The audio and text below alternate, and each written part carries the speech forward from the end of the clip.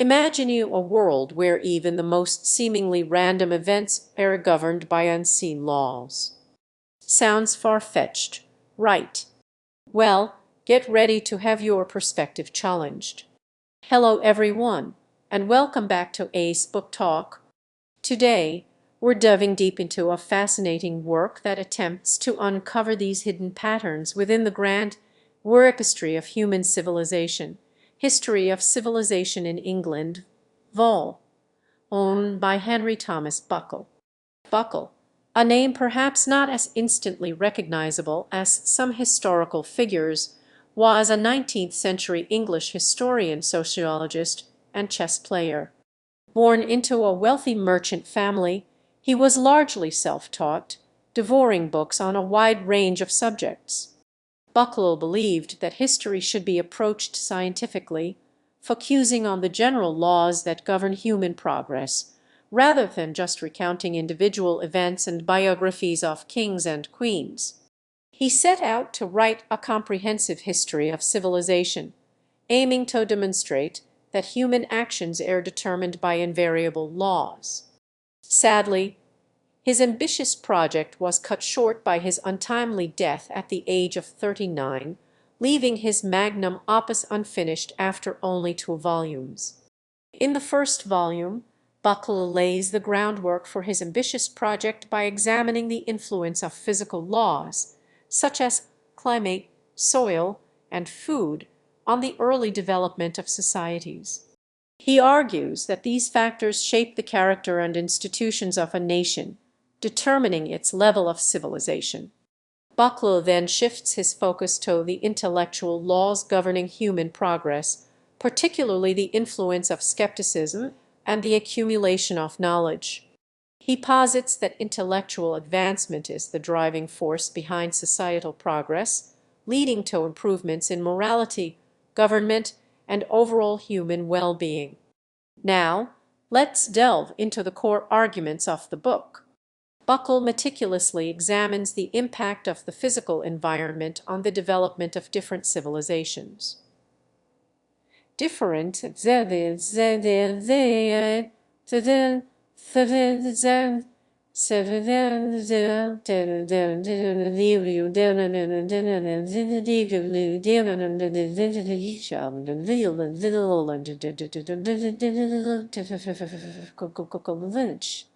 He argues that countries with fertile soil and a favorable climate tend to develop more slowly than those with less favorable conditions.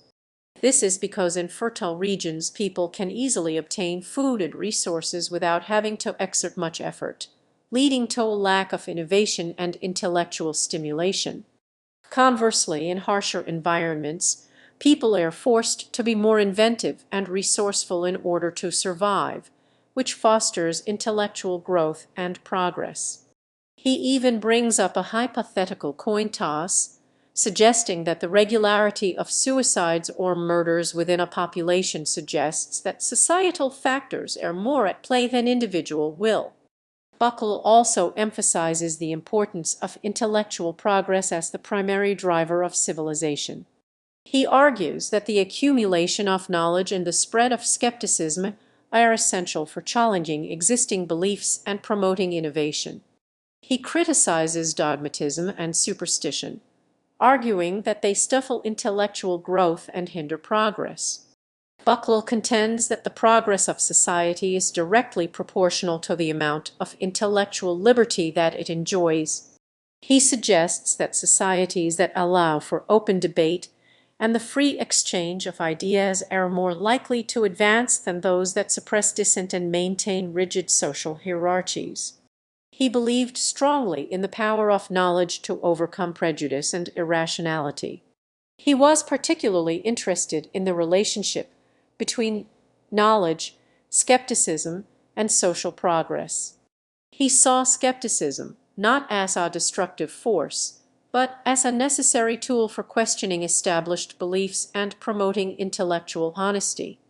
Buckle's ideas were quite revolutionary for his time and sparked considerable debate. Some praised his scientific approach to history and his emphasis on the importance of intellectual progress. Others criticized his deterministic view of human behavior and his neglect of individual agency. However, Buckle's work undoubtedly had a significant impact on the development of sociology and historical studies, paving the way for future scholars to explore the complex interplay between social, economic, and intellectual forces in shaping the course of human history.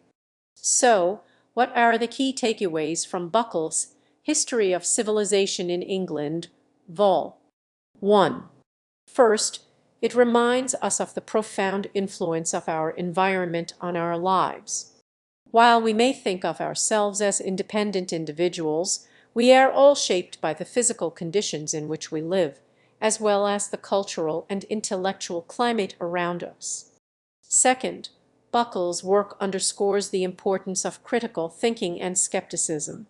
It encourages us to question assumptions, challenge dogma, and seek out new knowledge in order to promote progress and improve our understanding of the world.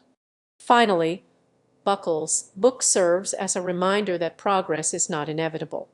It requires constant effort, intellectual curiosity, and a willingness to challenge the status quo. While some of Buckle's theories may seem outdated today, his emphasis on the importance of intellectual freedom and the pursuit of knowledge remains highly relevant.